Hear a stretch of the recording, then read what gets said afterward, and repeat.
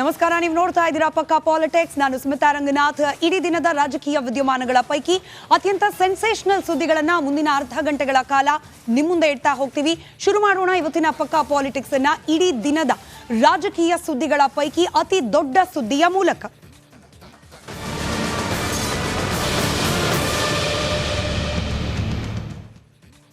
ಮೊನ್ನೆ ದರ್ಶನ್ಗೆ Parappana Agrahara ಕಾರಾಗೃಹದಲ್ಲಿ ರಾಜಾತಿಥ್ಯವನ್ನ ನೀಡಲಾಗ್ತಿದೆಯಲ್ಲ, ಎಲ್ಲಾಯ್ತು failure, ಯಾಕಾಯ್ತು failure ಅಂತ ಹೇಳಿ ಗೃಹ ಸಚಿವ ಡಾಕ್ಟರ್ ಜಿ ಪರಮೇಶ್ವರ್ ಅವರನ್ನ ಕೇಳಿದ್ರೆ ಪರಮೇಶ್ವರ್ ಸಾಹೇಬ್ರು ಗರಂ ಆಗ್ಬಿಟ್ರು. ಮಾಧ್ಯಮಗಳಿಗೆ ಬೇರೆ ಕೆಲಸ ಇಲ್ವಾ ಅಂತ ಪ್ರಶ್ನೆ ಮಾಡಿದ್ರು. ದರ್ಶನ್ ಬಿಟ್ರೆ ಬೇರೆ ವಿಚಾರ ಇಲ್ವಾ ಅಂತ ಪ್ರಶ್ನೆ ಮಾಡಿದ್ರು. ಪ್ರಶ್ನೆ ಮಾಡಿದ್ದು ದರ್ಶನ್ ವಿಚಾರ ಅಲ್ಲ, ಅವತ್ತು ಪ್ರಶ್ನೆ ಮಾಡಿದ್ದು ಬಂದಿಖಾನೆ ಇಲಾಖೆ ಕಾರಾಗೃಹದ ಒಳಗೆ ಆಗ್ತಾ ಇರುವ ಲೋಪದೋಷಗಳ ಬಗ್ಗೆ. ಎನಿವೆ, ಅವತ್ತು ಕೋಪ ಮಾಡಿಕೊಂಡ ಪರಮೇಶ್ವರ್ ಸಾಹೇಬ್ರಿಗೆ ಇವತ್ತು ಫ್ರೆಶ್ ಪ್ರಶ್ನೆ. ರಾಜ್ಯದಲ್ಲಿ ಸಾಲು ಸಾಲು ಅಪರಾಧ ಚಟುವಟಿಕೆಗಳು ದಾಖಲಾಗ್ತಾ ಇದೆ. ಎಲ್ಲಿದ್ದಾರೆ ಗೃಹ ಸಚಿವರಾದ ಡಾಕ್ಟರ್ ಜಿ ಪರಮೇಶ್ವರ್? ಗರಂ ಆದ ಗೃಹ ಸಚಿವರು, ಇವಾಗ ನಡೀತಿದೆಯಲ್ಲ ಕ್ರೈಮ್ಗಳು, ಕಾಣ್ತಾ ಇಲ್ವಾ ಅವೆಲ್ಲ? ಒಂದು ಕಡೆ ಬೀದರ್ನಲ್ಲಿ ಯುವತಿ ಮೇಲೆ ರೇಪ್ ಅಂಡ್ ಮರ್ಡರ್, ಮತ್ತೊಂದು ಕಡೆ ಕೋಲಾರದಲ್ಲಿ ಶಿಕ್ಷಕನ ಮೊಬೈಲ್ನಲ್ಲಿ 5,000 ಅಶ್ಲೀಲ ವಿಡಿಯೋಗಳು, ಪುಟ್ಟ ಪುಟ್ಟ ಹೆಣ್ಣು ಮಕ್ಕಳ ವಿಡಿಯೋಗಳು. ಮತ್ತೊಂದು ಕಡೆ ಇವತ್ತು ಬೆಂಗಳೂರು ಹೊರವಲಯ ಆನೇಕಲ್ ಬಳಿಯಲ್ಲಿ ಮಹಿಳೆ ಮೇಲೆ ಅತ್ಯಾಚಾರಕ್ಕೆ ಯತ್ನ. ಎರಡ ಬೆಂಗಳೂರಿನ ಕಾಫಿ ಶಾಪ್ನ ಟಾಯ್ಲೆಟ್ನಲ್ಲಿ ಮೊಬೈಲ್, ಸಿನಿಮಾ ಥಿಯೇಟರ್ನ ವಾಶ್ರೂಮ್ನಲ್ಲಿ ಮೊಬೈಲ್. ಈ ರೀತಿಯ ಅಪರಾಧ ಕೃತ್ಯಗಳು ಸಾಲು ಸಾಲಾಗಿ ನಡೀತಾ ಇದ್ರೂ ಕೂಡ ಇದು ಯಾವುದೂ ಕಾಣಿಸ್ತಾ ಇಲ್ವಾ ನಮ್ಮ ಗೃಹ ಸಚಿವರಿಗೆ? ದರ್ಶನ್ ಕೇಸ್ ಒಂದೇ ಅಲ್ಲ, ಅಪರಾಧಗಳು ನಿಲ್ತಾ ಇಲ್ಲ. ಕಳೆದ ವಾರ ಬೀದರ್, ಮೊನ್ನೆ ಕೋಲಾರ, ಈಗ ಆನೇಕಲ್. ಕರ್ನಾಟಕದಲ್ಲಿ ಕಾನೂನು ಸುವ್ಯವಸ್ಥೆ ಬಗ್ಗೆ ಕೀಚಕರಿಗೆ, ಕಿರಾತಕರಿಗೆ ಭಯ ಅನ್ನೋದೇ ಹೊರಟು ಹೋಯ್ತಾ? ಹೆಜ್ಜೆ ಹೆಜ್ಜೆಯಲ್ಲೂ ಹೆಣ್ಣು ಮಕ್ಕಳ ಸುರಕ್ಷತೆ ಬಗ್ಗೆ ಪ್ರಶ್ನೆಗಳು ಹೇಳ್ತಾ ಇದೆ. ಪರಮೇಶ್ವರ್ ಸಾಹೇಬ್ರೆ, ಇವತ್ತು ಪ್ರಶ್ನೆ ಮಾಡಿದ್ರು ಕೂಡ ಗರಂ ಆಗ್ತೀರಾ? ಪ್ರಶ್ನೆ ಕೇಳಬೇಕಲ್ವಾ? ರಾಜ್ಯದಲ್ಲಿ ಸಾಲು ಸಾಲು ಕ್ರೈಮ್ ನಡೀತಾ ಇದೆ. ರೇಪ್, ಮರ್ಡರ್, ಹಲ್ಲೆ, ಗಲಾಟೆ. ಬೆಳಗಾದ್ರೆ ಸಾಕು ಸರ್ವೇ ಸಾಮಾನ್ಯ ಇವೆಲ್ಲ ಅನ್ನೋ ಹಾಗಾಗ್ಬಿಟ್ಟಿದೆ. ಇದಕ್ಕೆಲ್ಲ ಬೋನಸ್ ಅನ್ನೋ ರೀತಿಯಲ್ಲಿ ಹಗರಣಗಳು ಬೇರೆ. ಈ ಹಗರಣಗಳ ಸುಳಿಯಲ್ಲಿ ಸರ್ಕಾರದ ಅನೇಕ ಪ್ರಭಾವಿಗಳೇನೆ ಸುತ್ತಾಕೊಂಡ್ಬಿಟ್ಟಿದ್ದಾರೆ, ಸಿಲ್ಕಾಕೊಂಡ್ಬಿಟ್ಟಿದ್ದಾರೆ. ಹೀಗಿದ್ರೂ ಕೂಡ ಪರಮೇಶ್ವರ್ ಸಾಹೇಬ್ರು ಮಾತ್ರ ಏನೂ ಆಗೇ ಇಲ್ವೇನೋ ಅನ್ನೋ ರೀತಿಯಲ್ಲಿ ರಿಯಾಕ್ಟ್ ಮಾಡ್ತಿದ್ದಾರೆ. ಮಾಧ್ಯಮದವ್ರು ಪ್ರಶ್ನೆ ಮಾಡಿದ್ರೆ ಕೋಪ ಮಾಡ್ಕೊಳ್ತಿದ್ದಾರೆ. ದಿನ ಬೆಳಗಾಗಿದ್ರೆ ಎಂ ಬಿ ಪಾಟೀಲ್ರು ಮನೆಯಲ್ಲಿ, ಸತೀಶ್ ಜಾರಕಿಹೊಳಿ ಅವರ ಮನೆಯಲ್ಲಿ ಮೀಟಿಂಗ್ ಮಾಡ್ತಿದ್ದಾರೆ ಕುರ್ಚಿ ಸಲುವಾಗಿ. ಇರೋ ಕುರ್ಚಿ, ಗೃಹ ಸಚಿವರ ಕುರ್ಚಿ, ನಿಮಗೆ ಕೊಟ್ಟಿರೋ ಕುರ್ಚಿ ಜನರು, ಅದನ್ನು ಉಳಿಸ್ಕೊಳ್ಳೋ ಪ್ರಯತ್ನನೂ ಮಾಡ್ಬೇಕಲ್ವಾ? ಅದ್ರ ಮೇಲೆ ಕೂತಿದ್ದೀರಿ, ಅದಕ್ಕೆ ಲಾಯಕ್ಕಾದ ಕೆಲಸ ಮಾಡ್ಬೇಕಲ್ವಾ? ಹೇಗ್ ಇದೇ ರಾಜ್ಯದಲ್ಲಿ ಪರಿಸ್ಥಿತಿ ಸದ್ಯಕ್ಕೆ? ಯಾವೆಲ್ಲ ಪ್ರಕರಣಗಳು ಹೋಮ್ ಮಿನಿಸ್ಟ್ರಿ ಕಡೆಗೆ ಬೊಟ್ಟು ಮಾಡಿ ತೋರಿಸ್ತಾ ಇದೆ? ಆ ಕುರಿತಾದ ಒಂದು ಡೀಟೇಲ್ ರಿಪೋರ್ಟ್ ನಿಮ್ಮ ಮುಂದೆ. ಬಿಡಿಯಪ್ಪ, ಅವ್ರದ್ದು ಬಿಟ್ಬಿಡಿ. ಈಗ ಇನ್ನು ಬೇರೆ ಏನೇನಾರು ಇದ್ರೆ ಹೇಳಿ. ದರ್ಶನ್ ಬಿಟ್ಟು ಬೇರೆ ಇನ್ನೇನಿಲ್ಲೇನ್ರಿ? ಬೇರೆ ಏನಾರು ಕೇಳಿ. ಬಿಡಿಯಪ್ಪ, ಅವ್ರದ್ದು ಬಿಟ್ಬಿಡಿ. ಈಗ ಇನ್ನು ಬೇರೆ ಏನೇನಾರು ಇದ್ರೆ ಹೇಳಿ. ದರ್ಶನ್ ಬಿಟ್ಟು ಬೇರೆ ಇನ್ನೇನಿಲ್ಲೇನ್ರಿ? ಆಹಾ, ನಮ್ಮ ಗೃಹ ಸಚಿವರು ಅದೆಷ್ಟು ಚಂದ ಜಾರ್ಕೊಳ್ಳೋ ಕೆಲಸ ಮಾಡಿದ್ರು ನೋಡಿದ್ರ? ದರ್ಶನ್ ಕೇಸ್ ಸಾಕು ಬಿಡ್ರಿ, ಬೇರೆ ಏನಾದ್ರೂ ಕೇಳ್ರಿ ಅಂತೆ. ಅಂದ್ರೇನು, ರಾಜ್ಯದಲ್ಲಿ ದಿನವೂ ಒಂದೊಂದು ಕ್ರೈಮ್ ನಡಿಬೇಕಾ? ಅಂತ ಕ್ರೈಮ್ಗಳಿಗೆ ಹೋಮ್ ಮಿನಿಸ್ಟರ್ ಉತ್ತರಿಸುತ್ತಾ ಹೋಗ್ತಾರಾ? ಅಸಲಿಗೆ ಇದಕ್ಕೆಲ್ಲ ಬ್ರೇಕ್ ಇಲ್ವಾ?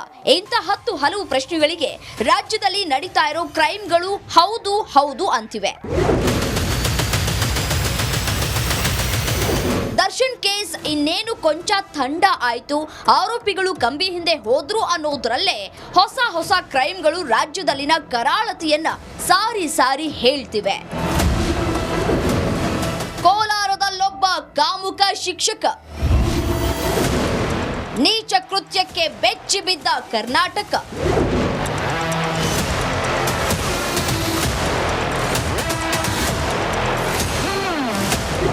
ಒಂದು ಕ್ಷಣ ಅಚ್ಚರಿ ಅನ್ಸಿದ್ರು ಇದು ಸತ್ಯ.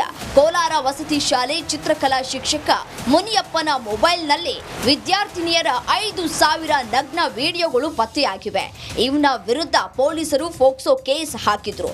ಅದನ್ನ ಪ್ರಶ್ನಿಸಿದ ಕಾಮುಕನಿಗೆ ಕೋರ್ಟ್ ಛೀಮಾರಿ ಹಾಕಿದೆ. ಈಗ ಇದರ ಬಗ್ಗೆ ಪರಮೇಶ್ವರ್ ಸಾಹೇಬ್ರು ಅದೇನ್ ಹೇಳ್ತಾರೋ ಗೊತ್ತಿಲ್ಲ. ಕೋಲಾರದಲ್ಲಿ ಆ ಕಥೆಯಾದ್ರೆ, ಬೀದರ್ನಲ್ಲಿ 18 ವರ್ಷದ ಯುವತಿ ಮೇಲೆ ಕಾಮ ಕಾಮ ಪಿಶಾಚಿಗಳು ಕ್ರೌರ್ಯ ಮೆರೆದಿದ್ದಾರೆ. ಯುವತಿ ಮೇಲೆ ಅತ್ಯಾಚಾರ ನಡೆಸಿ ಮುಳ್ಳಿನ ಮಧ್ಯೆ ಬಿಸಾಕಿ ಹೋಗಿದ್ರು.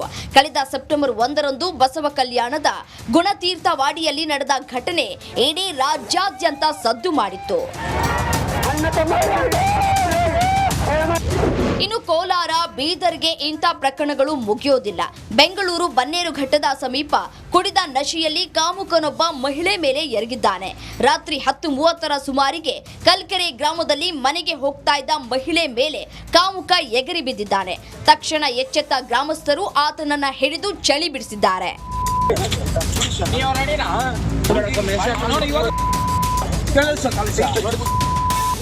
ಒಟ್ನಲ್ಲಿ ದರ್ಶನ್ ಕೇಸ್ ಒಂದು ಕತೆ ಹೇಳ್ತಾ ಇದ್ರೆ, ರಾಜ್ಯದಲ್ಲಿ ನಡೀತಾ ಇರೋ ಕ್ರೈಮ್ಗಳು ಕಾನೂನು ಸುವ್ಯವಸ್ಥೆ ಎಕ್ಕುಟ್ಟಿ ಹೋಗಿರೋದಕ್ಕೆ ಸಾಕ್ಷಿಯಾಗಿ ನಿಲ್ತಿವೆ.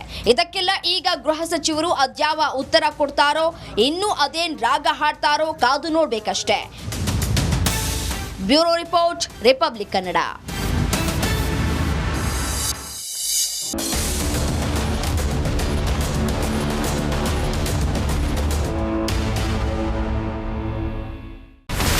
ಇಲ್ಲಿರುವಂತ ಈ ಒಂದು ಗುಡ್ಡ ಕುಸಿದ ಪರಿಣಾಮ ಯಾವ ರೀತಿಯಾಗಿತ್ತು ಅಂತಂದ್ರೆ, ಗಂಗಾವಳಿ ನದಿ ಪಕ್ಕದಲ್ಲಿರುವಂತಹ ಉಳುವರ್ ಎನ್ನುವ ಗ್ರಾಮ ಸಂಪೂರ್ಣವಾಗಿ ಇವತ್ತು ನಾಶ ಆಗಿದೆ.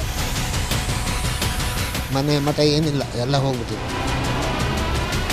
ಇವತ್ತು ರಿಪಬ್ಲಿಕ್ ಕನ್ನಡ ಮಾಡಿದಂತ ಒಂದು ವರದಿಯಿಂದಾಗಿ ಎಚ್ಚೆತ್ತುಕೊಳ್ಳುವಂತ ಕೆಲಸ ಸರ್ಕಾರ ಮಾಡಿದೆ, ಸಚಿವರು ಕೂಡ ಮಾಡಿದ್ದಾರೆ. 2 ಗಂಟೆಗೆ ಸುದ್ದಿ ಮೂಡಿಸಿದ್ದು 6 ಗಂಟೆಗೆ ಎಲ್ಲ ಸಚಿವರು ಮಿನಿಸ್ಟರ್ ಎಲ್ಲ ಬಂದು ಇಲ್ಲಿ ನೋಡೋಗಿದ್ದಾರೆ. ಎಲ್ಲಾ ಜನರಿಗೂ 1,20,000 ಮತ್ತೆ ಅವರಿಗೆ ಮನೆಗೆ 5 ಲಕ್ಷ. ಈ ಸುದ್ದಿಯನ್ನ ಎಲ್ಲ ಒಂದು ಅಧಿಕಾರಿಗಳಿಗೆ ಮೂಡಿಸಿದ್ದಕ್ಕಾಗಿ ರಿಪಬ್ಲಿಕ್ ಕನ್ನಡ ಟಿವಿಗೆ ಧನ್ಯವಾದ ಹೇಳಿ ಇಷ್ಟಪಡ್ತೇವೆ. ಮನೆನೂ ಕೊಡ್ತೇವೆ, ಮಕ್ಕಳ ಶಿಕ್ಷಣಕ್ಕೆ ತೊಂದರೆ ಆಗದೆ ಇದ್ದಂಗೆ ಹೆಲ್ಪ್ ಮಾಡ್ತೇವೆ. 1,20,000 ಮನೆ ಯಾರ್ದ್ರ ಡ್ಯಾಮೇಜ್ ಆಗಿದೆ ಅದನ್ನ ಕೊಡ್ತೀವಿ ಅಂತ ಒಪ್ಕೊಂಡಿದ್ದಾರೆ. ನಮ್ಮ ಕಷ್ಟಕ್ಕೆ ನೀವು ರಿಪಬ್ಲಿಕ್ ಕನ್ನಡದವರಾದಂತ ನೀವು ನೆರವಾಗಿರುತ್ತೆ ನಾವು ನಂಬಿದ್ದೇವೆ. ಅವರಿಗೆ ಸೂರನ್ನ ಕಲ್ಪಿಸಿಕೊಡೋವರೆಗೂ ಕೂಡ ರಿಪಬ್ಲಿಕ್ ಕನ್ನಡ ಅವರಿಗೆ ಧ್ವನಿಯಾಗಿ ನಿಲ್ಲುವಂತ ಕೆಲಸವನ್ನ ಮಾಡುತ್ತೆ.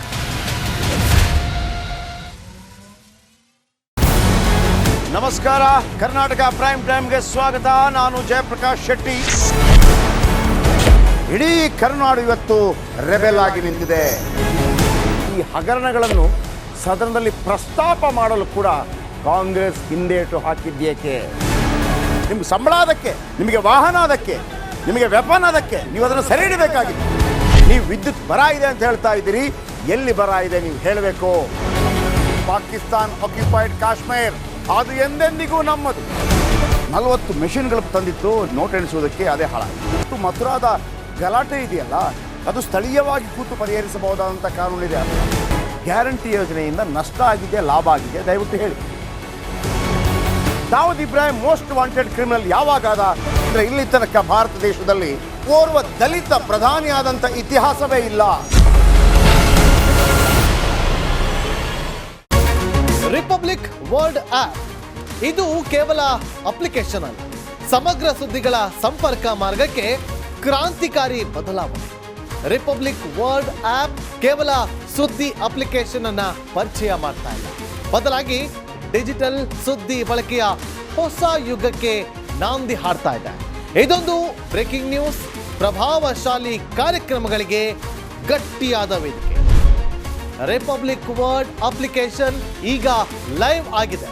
ಗೂಗಲ್ ಪ್ಲೇ ಸ್ಟೋರ್ ಮತ್ತು ಆಪಲ್ ಆಪ್ ಸ್ಟೋರ್ ಎರಡರಲ್ಲೂ ಲಭ್ಯವಿದೆ. ಈಗಲೇ ಡೌನ್ಲೋಡ್ ಮಾಡಿ.